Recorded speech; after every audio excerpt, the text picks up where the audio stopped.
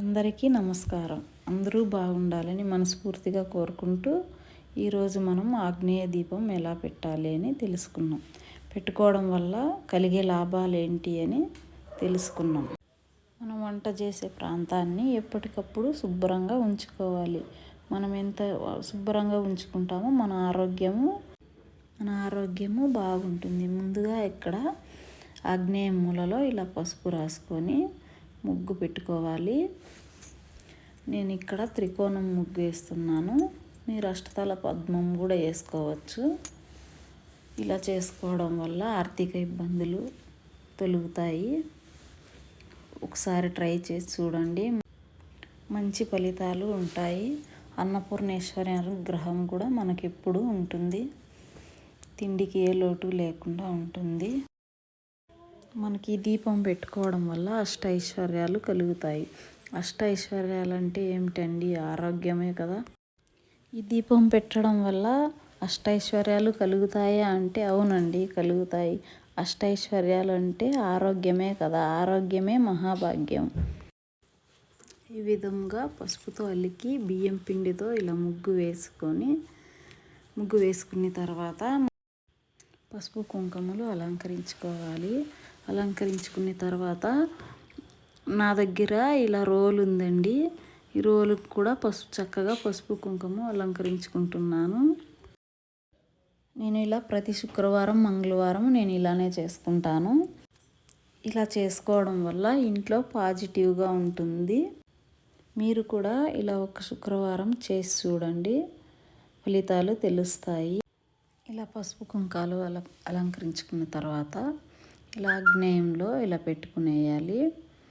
ఆగ్నేయంలో పెట్టుకున్న తర్వాత ఒక గిన్నెలో ఇలా బియ్యం వేసుకోవాలి. బియ్యం వేసుకున్న తర్వాత కొంచెం పసుపు కుంకుమ వేసుకోవాలి. వేసుకున్న తర్వాత అమ్మవారిని అన్నపూర్ణేశ్వరిని బియ్యంలో పెట్టుకోవాలి.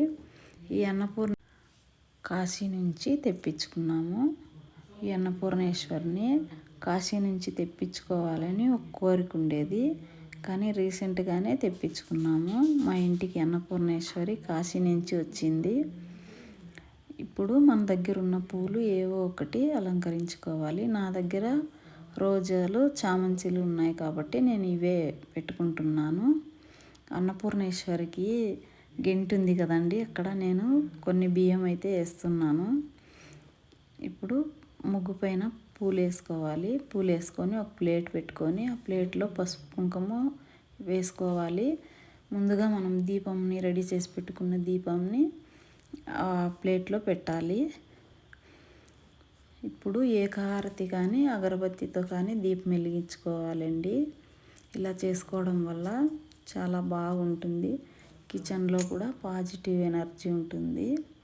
ఆయుర ఆరోగ్యము అష్టైశ్వర్యాలు ఇస్తుంది అన్నపూర్ణేశ్వరి. అగరబత్తితో ధూపం ఇచ్చుకోవాలి. నేను నైవేద్యంగా అరటిపండ్లు పెట్టుకుంటున్నానండి. నా దగ్గర అరటిపండ్లు ఉన్నాయి, అవే పెట్టుకుంటున్నాను. మీరు చిన్న బెల్లం ముక్క అయినా పెట్టచ్చు, పాలైనా పెట్టుకోవచ్చు నైవేద్యంగా. ఇది జవాది పౌడర్ అండి. జవాది పౌడర్ చాలామందికి తెలిసే ఉంటుంది. ఈ జవాది పౌడర్ పూజలో ఉపయోగించడం వల్ల చాలా మంచి ప్రయోజనాలు కలుగుతాయి. నేను ఇప్పుడు ఇక్కడ అమ్మవారికి అక్షంతలు సమర్పించుకుంటున్నాను. నేను హారతి పచ్చకర్పూరంతోనే హారతి ఇస్తానండి. దేవుడి మందిరంలోనూ అంతేను, ఆగ్నేయమూల అంతేను. పచ్చకర్పూరమే జాస్తి యూజ్ చేస్తాను నేను. మా అమ్మవారు ఎలా ఉంది అని, మా పూజా విధానం ఎలా ఉంది అని కమెంట్ చేయండి. మా వీడియో నచ్చినట్లయితే లైక్ చేయండి. సబ్స్క్రైబ్ చేసుకోవడం మాత్రం మర్చిపోకండి. ఓకే అండి, థ్యాంక్ యూ.